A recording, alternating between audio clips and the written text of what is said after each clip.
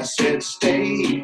Ladies and gentlemen, please take your seat for Stay at Home for Labour. Please welcome your host, Crispin Flintoff. Hey! Hello, everyone. How are you all doing? How are you doing, Mark? Yeah, good. Right? Thanks. Are you doing all right, Mark? Yeah, I'm good. Always good. Always good, even when you're down. Yeah, and have you got people? You're doing all the chat tonight, so if anyone's going to be chatting, you're having a good natter on the chat at the bottom of the Zoom thing. Trying hard. Want a shout out from any of the constituencies, any of the CLPs, see where they're all coming from. And Wendy, you're part of that as well, aren't you, Wendy? Yes. I'm on the chat and I'm on the muting and unmuting.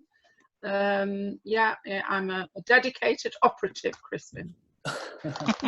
and we've got tonight. We're on Facebook Live for the first time. So welcome to everyone on Facebook. And to start the show tonight, we've got a special guest who finished work. I think it was 5:30. He's still working. He's one of the unsung heroes because he's repairing people's washing machines during this time. Are you there, Joe? I am indeed. And will you perform us a song? Have a song for us tonight? Special song? It would be rude not to, wouldn't it? I better start, haven't I really like these showbiz cues.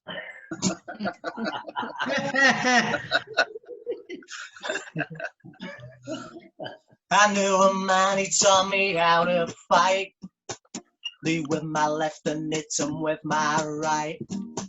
He said my back was better than my bite. I listened, yeah. He said you never take 'em pound for pound. Try that and son, you'll end up on the ground. Keep out there, reach until you've worn 'em down. I listen, yeah. He said, sometimes the winning isn't winning, not a winning is dealing with defeat, yeah. He said you choose to be a loser and a loser is beaten when they're beat. Yeah, it isn't how you fall, it's how you learn. And someday soon you're gonna understand. Until that day I'll show you all I can. But so it isn't how you fall, it's how you learn. It isn't how you fall, it's how you learn. I took the bell and I took the blows. They blacked my eyes and they broke my nose. I never had the rhythm in my toes, but I listened, yeah. I shook his hand the day I walked away. He taught me all I need to make my way. And I'm singing this tonight to him to say that I listen, yeah. I went to fight a like the fighters who drew my blood and pulled me on the floor. No, I never made it in the ring, but I could sing and understood a metaphor, yeah. It isn't how you fall, it's how you learn. And someday soon you're gonna understand.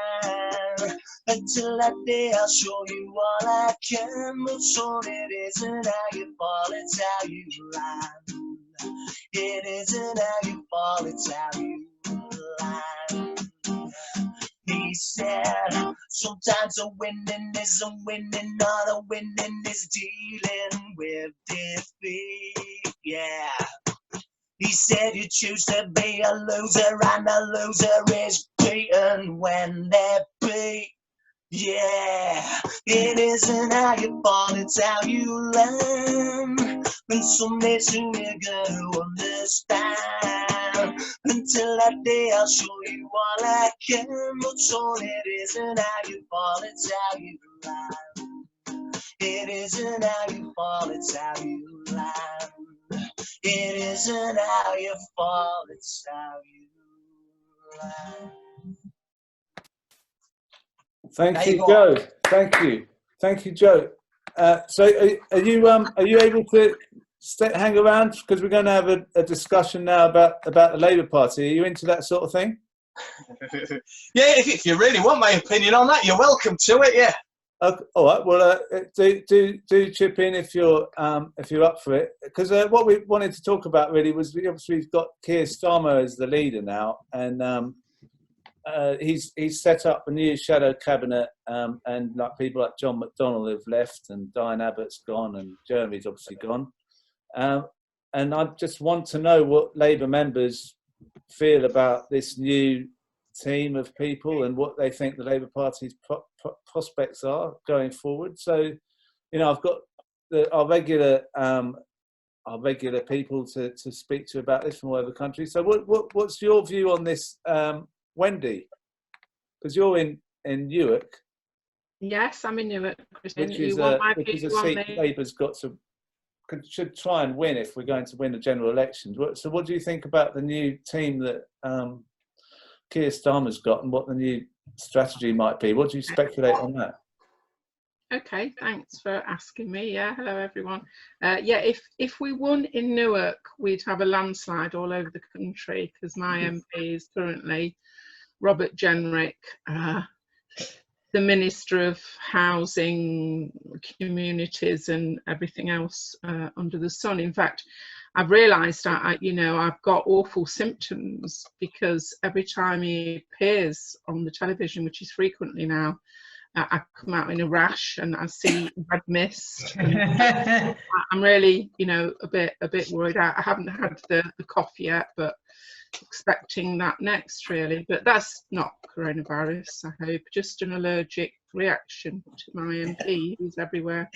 Anyway, you asked me about the shadow cabinet. Yeah, he's obviously had such a bad effect on you that you forget everything when you see him. Exactly. Yeah. So I kind of red mist, because anyway, I'm not going to go on about that, because you asked me about the shadow cabinet. I could take up the whole show on Robert Jenrick. Yeah, we haven't got that long. No, I know. No, and it's not important. No, he's not. No. It's very important. Okay, so when I saw the list of the shadow cabinet, I thought, this is okay. It seems to be very balanced. It's not overly left, it's not overly right. So while there's quite a few in there, quite a few who are missing, I would like, there's also only a few I actively object to. So it could have been a lot worse. So I think that Keir genuinely wants unity across the party, because he's taken a leaf out of Jeremy's book in 2015. He's chosen his cabinet across the spectrum of the Labour Party, as Jeremy did, and let's hope, and of course it's unlikely he's going to have to face what Jeremy faced less than a year later, when they all started resigning hour by hour in an orchestrated coup. So let's hope that doesn't happen again. And it's good that it's highly unlikely that Keir will have to deal with that. So yeah, I think he genuinely wants unity, and to tread a sure and steady path to winning the next election, and I hope he succeeds. He's chosen. I noted that he's chosen quite a lot of ministers, shadow ministers, out of the Cooperative Party, and I hadn't realised he's also a member of the Cooperative Party, as is Angela Rayner. So I thought, well, that's interesting, and I was wondering if he was kind of reading it literally. So it would be really nice to have MPs who are cooperative with the leader and cooperative with each other. But that theory kind of breaks down when you remember Woodcock, who was a cooperative party MP. Yeah. But that's just one example. It may work out. So you're quite positive about the shadow cabinet in a sense that you think it's a balanced, unifying number of people from different sides of the party. So, what can I move on to? Because we haven't got long. Because I'd like to talk to Mark in Workington. Yeah, I'm pretty much the same as Wendy. I think the problem was last time. You understand, we're only ordinary people, aren't we? And I ain't on a career path in Parliament. And when people like me voted for Jeremy and change, there was dozens and dozens of careers halted automatically, wasn't there? And that career path just plateaued, and if anything, went back down. And I think a lot of our MPs voted for the career path, and in some cases they lost themselves from the ordinary member.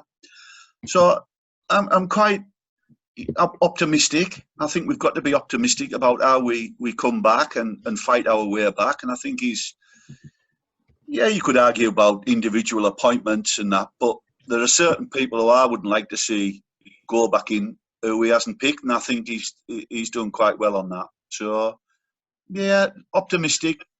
C+. What's your take on, because Keir Starmer is obviously a Remainer. What do you think? How would he go down in Workington, do you think? It would be a tough gig for him. I mean, I voted to remain. I talked to Sue and I said to her, she said, why? And I said, it's probably going to be really, really difficult to extricate ourselves from it. I think that was proved right. But when we lost the ballot, the referendum, I stood up in the constituency and said, the day that the party goes back and tries to reverse the referendum is the day that we lose the seat. Yeah. And prophetically, that's what happened. Because, how many times do you want to lose a ballot but just take no notice of the decision? And that was the issue for me.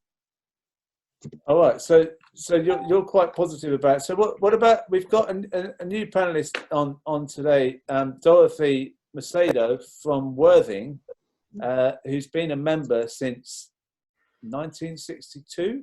Yep. Well done, Wendy. Dorothy, well done. And what's your view? Because there's a lot of people who've been saying they're leaving the party because Jeremy is no longer the leader or something like that. So you must have been through quite a few leaders in that time. I have seen a lot of leaders come and go, yes, and a lot of shadow cabinets and cabinets. And so I don't get too excited about them because they come and go. And I know that every cabinet and shadow cabinet isn't always the people that the leader wants. They have a balancing act and it's difficult and they have to balance all these people. So I don't want to pass any judgment yet. I know that Labour Party members are absolutely desperate that we start winning. And that's why people are willing to, wait and see. We'll see how Keir Starmer holds up when he's put under political pressure.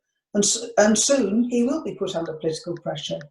And it'll come from all sorts of areas. And we'll see how he stands up to that. I mean, I would have voted Remain if I'd been able to vote. Unfortunately, my borough decided to privatise their electoral roll to Capita, or Crapita as private I call them, at which point they lost hundreds of people off the electoral roll, so I couldn't vote. I would have voted Remain, but it was Keir Starmer was one of the chief architects of making us reverse our position of reluctantly accepting, which we had in 2017, which worked, and it really confused voters last year. And it was a big reason why people couldn't understand our message. It was confusing and confused. And it looked like we were trying to have it both ways. And it didn't satisfy anybody. Yeah. As I say, his tests are still to come and we'll see how he stands up to them. But I've been in the party when MPs took no notice at all of the members. So we've had to fight through things like the Campaign for Labour Party Democracy to get more democracy in the party. We're not there yet, but we keep moving forward. We have to fight to get more women MPs. We've now got a parliamentary Labour Party, most of whom are women. What an achievement. But we haven't seen any shouting and congratulations about that, and we should congratulate ourselves. We're making progress. We never make enough progress. That's the whole point of social democracy and socialism. You just go on and on because you never reach perfection, but we've got to keep moving forward. We've got more black and minority ethnic MPs than ever before. What a wonderful achievement. We're not congratulating ourselves about that. We're not going out to the public and telling them about this, and we need to do that. But my main point is that all politics is local, and most people vote about how they feel about how things are locally. And we've got to organise locally. We can't control what's happening in Westminster, but we can make sure that our local party is involved in local campaigns that matter to local people, that we're working with local schools to make sure they've got funding in future. We don't want to hear the argument anymore, there's no money. We've seen there is money for governments to spend it. And all the other organisations that need money, that need resources, that need to be prioritised, that's the sort of campaigning I'd like to see local parties do, because that's what matters to local people. At the moment, obviously we're not meeting, but a lot of our local members and our local councillors are working really hard with the volunteer groups. And that's the sort of thing that's going to stand us in good stead, because the local community can see we are there for the community when it matters. The Tories are shouting on social media, but you don't see them except when there's a photo opportunity. Well, thanks for that. And Libby, I hear you've been up to some good, not some bad. We've been up to some good in your local community. What's the news that you've been up to? Well, today we had some good news, because back in January, myself and Nikki Brennan, one of our Socialist Labour councillors, approached our local bus company, Brighton and Hove Buses, to ask if we could do something to help our homeless friends by using their electronic bus boards to give out notifications of specific services that are available to homeless people. And we had a meeting with one of the guys from the buses, and he was delighted with the idea. He thought it was fantastic. And then the main guy from the buses wrote to me and asked what message I'd like to put on. So I asked service providers, people like Jim Deans, who's a local hero in Brighton and Hove. He's done so much to help homeless people here. He feeds them every day, and he's also converted 2 buses so that sleep homeless people, and he helps them from those buses to regain their life and to then get them housed eventually. Anyway, and today the chief of the bus company wrote to me and said he'd accepted the words that Jim and me and Nikki had hoped they would, and they're going to be rolling it out very soon. So it's a little bit of good news in a rather dark and gloomy period. So to me, when we're talking about shadow cabinets, to me, yeah, it's not as, there's people missing from it. People like Richard Bergen, Dawn Butler, Clive Lewis, they're all extremely talented, very, very experienced, very clever, passionate socialists. I'm sad they're not in there, but I'm glad Rebecca Long-Bailey's in there. I'm glad she's going to be Shadow Secretary for Education, because education is really close to my heart. But what's most important to the party is its members. People like Nikki, who would never in a million years have thought of standing to be a councillor if it hadn't have been for Jeremy and the enthusiasm that he brought to the party. And thanks to that, we're able to do good stuff, working in the community, working with people like Jim. And to me, that's what the Labour Party is about. It's about grassroots activism. And the party is really the members. And the members, if we're good enough, we'll keep the party left. We're the policy makers. We make policy at conference. We have to make sure we put ourselves forwards to attend conference. So, shadow cabinet obviously is important, but to me, not quite as important as the grassroots membership, which is why I'm really pleased, Crispin, that you are doing these shows and inviting grassroots activists to come on and talk about their specific towns and cities and what is happening, because those stories are real stories that we can connect with people across the country. We can actually help to spread good ideas, and you know, there might be someone doing something amazing in Scotland that we don't know about, but if they come on this show and tell us, then the whole UK can know about it and we can all do it. So the last thing I would say is give some money to Crispin.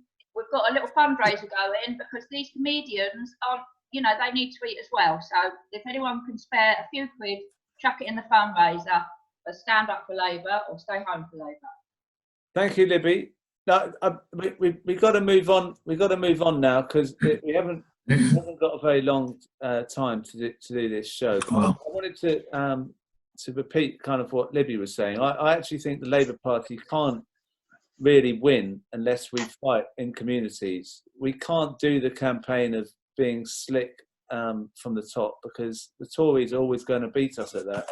So we need people like Libby and other people on the ground to start engaging people there. And also, we can't really wait until the general election if there's people struggling in different areas, which is partly why we've invited Joe Solo to come on the show in the first place, because Joe has been doing hundreds and hundreds of fundraisers through music across the country, raising money for food banks and for people in need.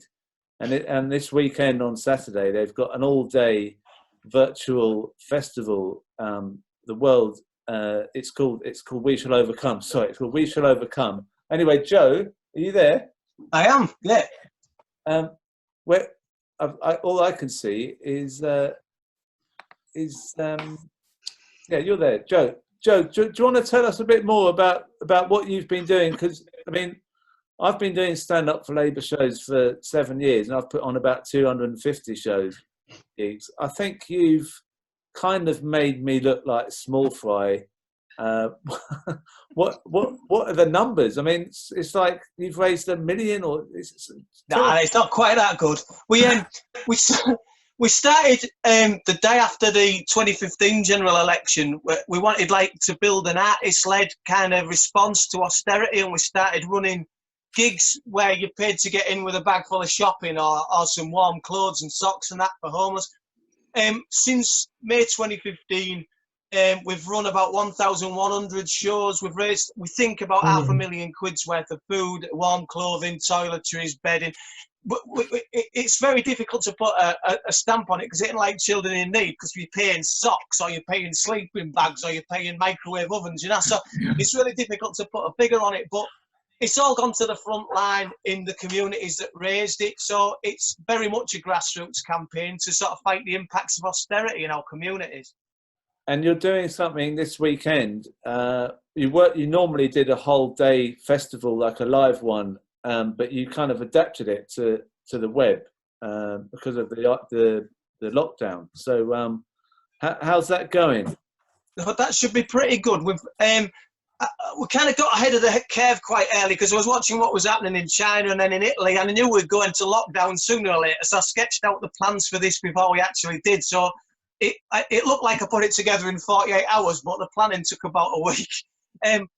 But basically, yeah, we've got all day from 11:45 till midnight. We've got 37 different musicians and poets, ranging from people like me who nobody knows right the way up to Grace Petrie and Billy Bragg. So it should be a great day, but it's all online through a Facebook group called Isolation Fest. If you search on Facebook, WSO Isolation Fest, you can get into the festival group. You can watch music and that being streamed to you all day. And we're hoping to raise money for our homeless outreach work in Greater Manchester, which is run by a woman called Pauline Town. And she is daily making 80 packed lunches for people, and she's housed more than 400 people now, getting them off the streets and into accommodation. That's all funded by gigs, and without gigs we can't do it, which is why we've run this festival. Well, you do so much, so many gigs and work in the day. It's incredible the amount of work you do, Joe. I can't believe it. And you don't look too bad either for that. But I'm well backlit, aren't I? That's the thing. Is that well backlit? Yeah. Well, look, we're going to move on to someone, one of your comrades from the festival this weekend, who's doing some poetry. It's Grim Chip. Yeah. Are you there? Are you there? Oh, yeah, yes, you are. Are you there? Are you there, Grim Chip? I am. Now, would you like to read us something that you've written? Yeah. Well, let's start off with something an old favourite. So this is called Ice Age, and it refers back to when the entire continent of Europe was one landmass covered by an enormous ice sheet, and there were no borders. As if cutting off your nose to spite your face was successful cosmetic surgery, the British people have spoken. Democracy, inaction, the body politic broken. Bullshit, bluster and downright lies. It's no surprise when the disenfranchised stick two fingers up to the establishment. Who knows what they meant? Who ruined race relations? Who blamed immigration? Who supped with the devil they knew was in the detail? It's an epic fail to recognise who's kicking your ass when it's the ruling class. The whole damn thing was a farce. Listen, let me articulate this clearly. Understand, I mean it, and I mean it most sincerely. I don't want to take my country back. I want to take it forward. There you go. Have some of that.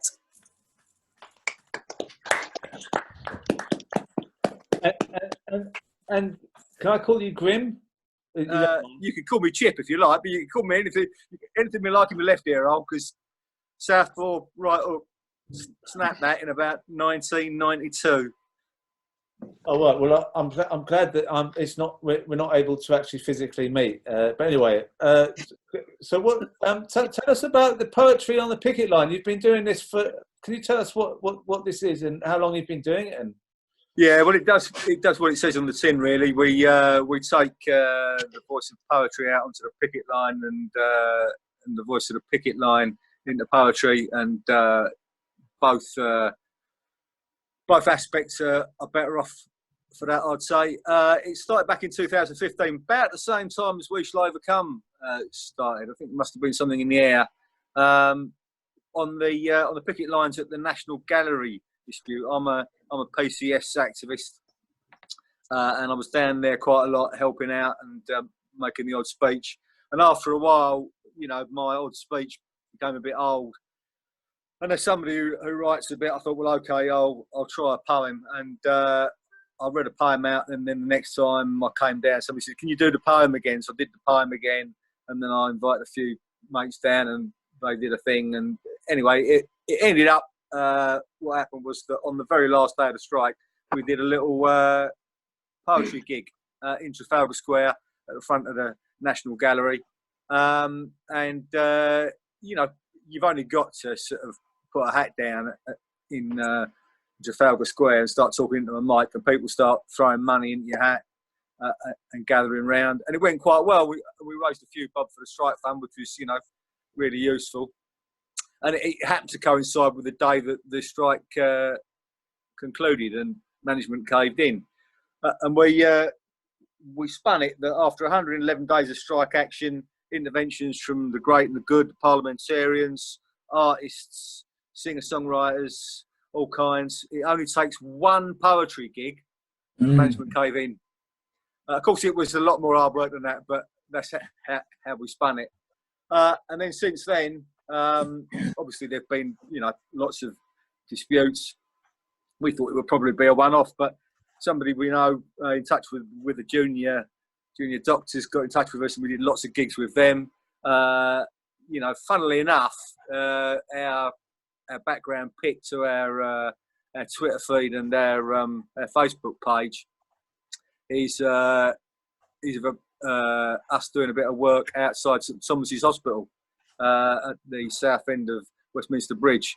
We went down there one very cold morning with, you know, no mic, just shouting a few poems at the traffic and some very bemused junior doctors who are quite posh. Anyway, I mentioned that because I think St Thomas is looking after the Prime Minister right now. Not that he was willing to look after them, but anyway, there we go. So anyway, we'll work with any trade union and any trade unionist who's involved in industrial action, whether that be the big trade unions or the UVW and the IWGB, who we've got a lot of time for. So apart from just going out there and turning up and showing solidarity, reading a few poems on a picket line, we organise gigs. We've got an anthology out. T-shirts, all that sort of stuff. So we've raised a few bob for strike funds over the years. It's all about solidarity. That'll work. And that, I mean, I love the way it started off without you really knowing where it was going. It's just grown into this massive thing, this movement. And well, I wouldn't say it's that massive. I know that people often get in touch and think we've got an office and a staff and all that sort of thing. But virtually all of us are like Joe. You've got a lot of books behind you. Huh? You've got a lot of poetry books behind you. You've been. I do, mate. I do. Yes. Yeah. Real books. Real books full of poetry. It's fantastic. Yeah, and are you going to? Can you? Because we've got to move on to. But you said you might do another poem for us before you. I will. All I'd say is I'm really looking forward to working with Joe on Saturday. We're going to do a couple of bits. We've got a special guest as well. It's all going to be really good. I'm sorry we can't be up in Barnsley, but we'll be there next year. So this one, I write quite a lot of poems about boxing, but all my poems about boxing aren't about boxing. And this one's called Majority Decision Blue. We're on the ropes, all right. That's plain to see. We've taken a shellacking. Now we'll take a knee. Have a breather. Nod to our seconds.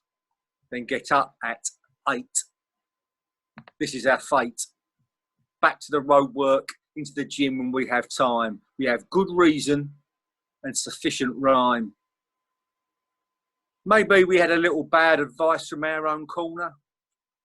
Maybe not. That's not the point. When all's been said, that corner's red. Some may have had their noses put quite out of joint, but they'll get through it. We know the work that we're about, so let's get to it. Cheers, everyone. Solidarity. Thanks. Grim Chip. And Joe. Joe can't hear me. Joe. Yes. Yeah. Good luck. Good luck on Saturday. Thank you very much, Crispin. And we'll be hearing from Robb Johnson at the end, who's also doing it. But I really hope it works well, and we'll try and plug it as much as we can. And everyone, please share it on Facebook and social media so everyone knows about it. That'd be brilliant. We've got 15,000 people waiting for music and counting. So if you want to be there, join the group. All right, thanks, Joe. And so just got to keep in touch with our regular comedians and how they're getting on. So, Don, are you okay, Don? How are you? Yeah, I'm not feeling too bad, Crispin. For those who don't know me there, I'm a political comedian. And during the elections, I actually did gigs for Stand Up for Labour. And at every constituency I gigged at, they lost their fucking seat.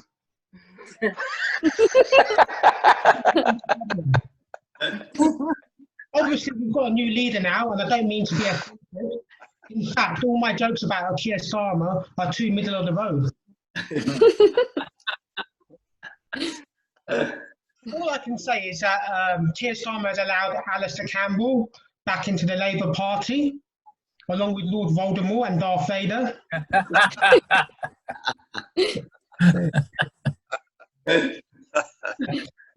Those who don't know me and my slightly weird stage presence, I've got a condition called dyspraxia, which affects my coordination, organisation and social skills. I'm terrible at sport. But still, you get more balance from me than you do from the new Labour Shadow Cabinet. I'm kidding.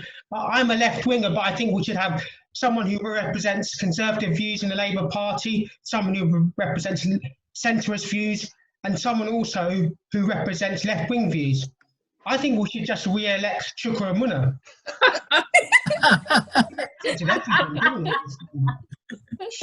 So you've been writing quite a lot of jokes during lockdown, then, Don?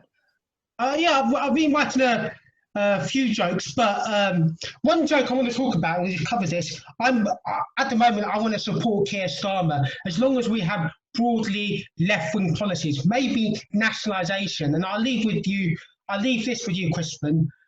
Under the Tories, the infrastructure is so bad now, so rubbish, that if the late great train robber Ronnie Biggs was alive today, he would end up robbing a rail replacement bus service. Nice one, Don. I just thought I'll bring in Patrick. Patrick, how are you doing, Patrick? Hiya, Crispin. Hiya, good to see you. Good to see you and everyone again here. Do you know what? I love it. How you doing? How you doing? It's so nice, Crispin, seeing your face. I'm speaking to you and everyone on here more than I speak to my own family. And they're all in that room over there. I just choose to sit in here on Zoom. I literally, last night, I had a dream that I was chatting to you lot on Zoom as well. My missus is panicking. Because this is the thing that's happening now. I know, and like John's very good. He's very good with the political stuff. I'm always like trying to be positive and stay positive in all of this. I've been, seeing what's going on, and a bit like you, Crispin. You're very upbeat. And this was the thing. I noticed this yesterday that I've been living in people might not know this, but I've been living in London for about 20 years, and I'm originally from the northeast. And yesterday, since this coronavirus, I have to say, this is the friendliest I've ever seen people in London. I literally nipped out to get some milk in the morning, and I'd come back home 7 hours later. Everyone was chatting to me in the street, asking how you doing. Everyone's like, how's the social distancing? People I don't even know. And my partner, she's freaking out. She's going, who is she? Who's this woman you're seeing? What's happening? She's like, who is this woman? I said, who is she? There's loads of them. I don't know who they are. There's men, women, they're all chatting to me. And people are forgetting, this is the positive thing that's come out of Corona, that we are now starting to look out for each other and care for each other. But I don't think people realise that's a dangerous side effect, particularly if you live in London, because once this is all finished, if people start chatting to you on the tube, that's the last thing people need. People just want to get their head down, and they're going to be having conversations with random people. And the other thing that happened this week, 2 weeks ago, I think everyone probably got this all across the UK. You probably got that email from the local council saying certain things to do, social distancing, a thing about exercise. And then this week I got a leaflet through the post from the local council, and it bullet pointed all the stuff, and it said, go to the park once a day to exercise. And I thought it was a threat. I've never been to the park at all to exercise. I don't even know once a year. And I said to my partner, I said, what, do I have to start going to the park once a day? And then she showed me this bit where it said only was underlined, that it was in alphabet, like in big capital letters, it said only once. And I thought, who is this for? Which nutters are going to the park? Who's exercising more than once? Who's going 6 times a day? Mine's in the park. And I saw someone coming back constantly 6 times. I'd be having a word with them. I'd be saying, get this phone. I'd give them my login details for Netflix. I said, listen, mate, go into this, sit yourself, and I'd do some shopping for them. Don't worry about, there's no toilet roll or hand sanitizer. I'd get my ice cream. I'd say, listen, just go home and just live your life, go into the park. Can I show you something that I picked up this week from the web?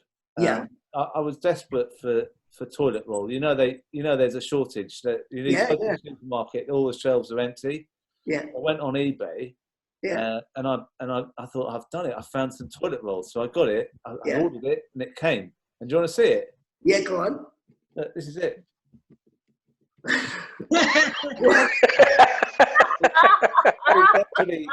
It's actually bogus toilet roll, right? People out there trying to flog dodgy toilet roll to make a bit of money. Is it used? Yeah, it is. Is it recycled, Crispin? Yeah. That's kind of a bit funny, but it's got it's got no holder thing in it. I mean, Oh no, maybe it's to stop people nicking it. You probably can't leave it unattended. That's why it's not got a holder with it. Just keep it. How much did you pay for that? How much did I pay for it? Yeah. I can't tell you. It's embarrassing. It's embarrassing.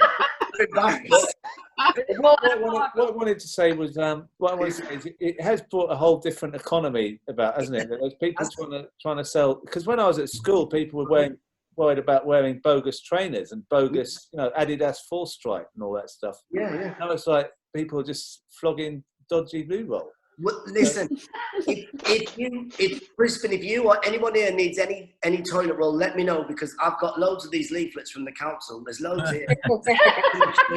Everyone just keeps putting them back out in the recycling, and I'm taking them and I'm using them as stockpiling them. But one of the interesting things was on the leaflet, it was saying all these points, just the last thing about it. And I understand there's probably people that are going, yeah, but we have to tell people these things. But the thing is, all these points were ridiculous. I mean, it was stuff that we all, it's 24-hour rolling news. We know what to do. Everyone keeps telling us about the social distance, about the exercise and thing. And I'm just worried that the council, like us, they've probably got a lot of time on their hands. They're going to be sending us points. Like tomorrow, there'll be a leaflet like, can you brush your teeth twice a day and don't wee in the sink? They're telling me stuff.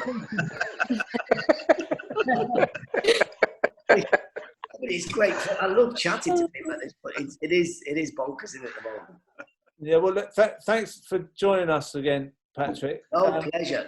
We'll see you on Saturday again. And we've got Suzy Bennett in Plymouth. Are you there? Oh, sorry, I was just reading my book. Oh. Is it Colombo related? Looking through my book there. Give the people what they want. I know what you're here for. Quality content, Colombo merchandise. So I'm running out of stuff to show you. I've got my third and last T-shirt on today. Here we go. This is the last one. I'm just going to go to all out at once. I've got my coasters. And of course, I've got to have something to put on my coasters. Colombo mug. Oh, what else have I got? Oh dear. Look, I'm feeling a bit despondent. I've had enough of everything. I mean, look what's happened to my finger I made the other day. Look at that. This is what's happened. Yeah, I said I was going to do some arts and crafts. For those of you who've only just joined and haven't got a clue what I'm on about, I've got a lot of Colombo merchandise and I've been showcasing it every day. And I've been learning to do arts and crafts, hence the finger. But I've got another project now, and here we go. This is a knitted Colombo. Because I've finished Netflix now. I've completed Netflix, so I've got to find something else to do. So I'm going to knit myself a Colombo. I haven't got any wool, but I have been growing my leg hair, so I'm going to give that a go. Weeks. I've got the Colombo eyes. There you go. Yeah. So if I like something, I really like it. I mean, so I've got Coronation Street. I've got I've got Blanche mug. I've got the that one plays a tune. Oh, it's not going to do it now. No, it's not going to do it now. Oh well, it'll do it later. There you go. I've got Dev's shop, little ornament there of Dev's shop, and I've got the teapot as well, the Rover's Return. So there you go. People might be a bit worried that I'm obsessive, but I'm like, if I like something, I really like it. I'm like this. I'm the same in relationships. If you go out with me, I will get your face on a fridge magnet. You know, all the Colombo stuff now, so next time it's going to be Torval and Dean. I'm going to have to start on the Torval and Dean. That's all I've been doing is eating and talking about Colombo. Did anybody watch it at the weekend? Because there was 7 on in a row on Sunday. Did anybody join in? No, I missed it. No, that's because you all got home. You're all living with people and you're not as lonely as I am. That's fine. I'm fine. I'm really, really fine. I'm doing really well. I'm fine. It's fine. This is like the highlight of my day, but I have got another gig after, so when I leave in a minute, it's not me flouncing off. I genuinely have to go on another Zoom thing called Comedy Coach, so I've got to go and I'm going to do it with Clem because I don't care anymore. I've put lipstick on for you guys, but I let's just say I'm saving on deodorant. That's all I'm saying. But yeah, so I'm slowly unraveling. I'm getting very I'm getting resentful of people who are new to daytime TV, because that's my manner. Do you know what I mean? I watch that every day, and I've been swearing at the people who've been getting through on Spin to Win on This Morning, because they're just tourists. Do you know what I mean? I've been trying for months, and be off work, and they're phoning up and getting the wheel and getting to speak to Phil and Holly, and I've got on speed dial. Do you know what I mean? But they're like those people who joined Slimming World in January and they're gone by Pancake Day. They're just time wasters. They're tourists. And hey, I'm getting angry now. I might have to go and run around the garden a bit and work it off. But you're all lovely, and take care. Next time, I'll be in a bolero costume. You watch out. Get your scorecards ready. Take care. See you, Susie. Our regular comedians, as we've said before, that they're not getting any live work.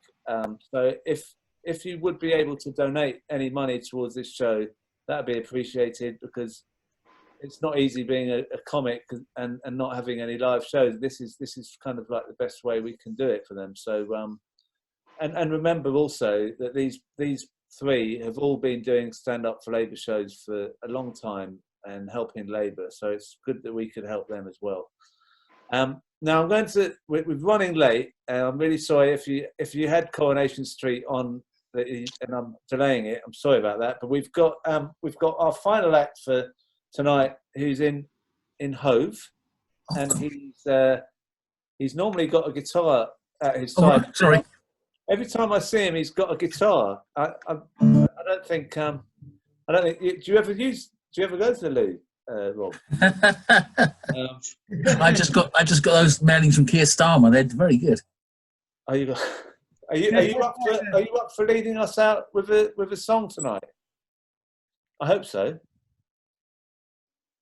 Has he chosen? Connection. Yes, it's not. I wrote. Hello. Oh, there you are. Okay. I am. Yeah. I wrote this on Monday. Yeah.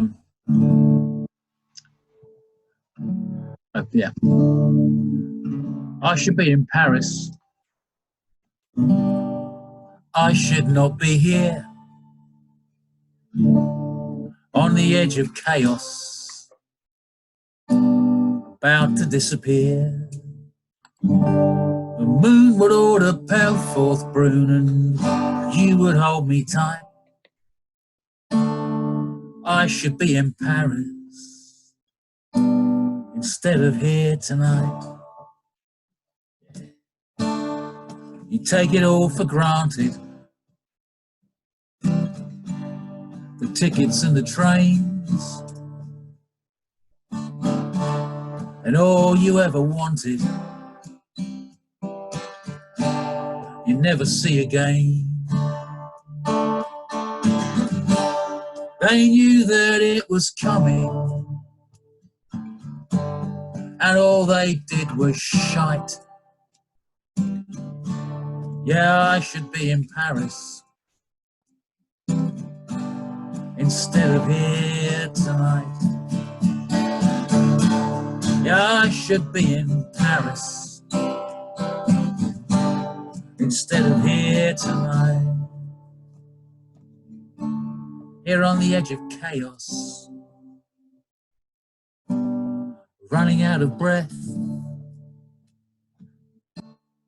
run down for the last 10 years, hardly nothing left.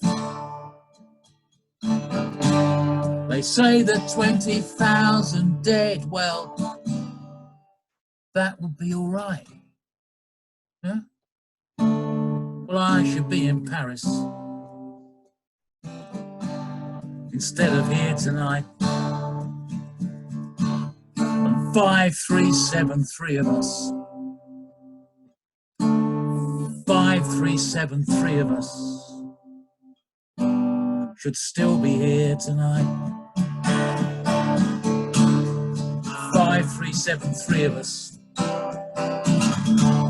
5373 of us. 5373 of us should still be here tonight, because they knew that it was coming. Wow.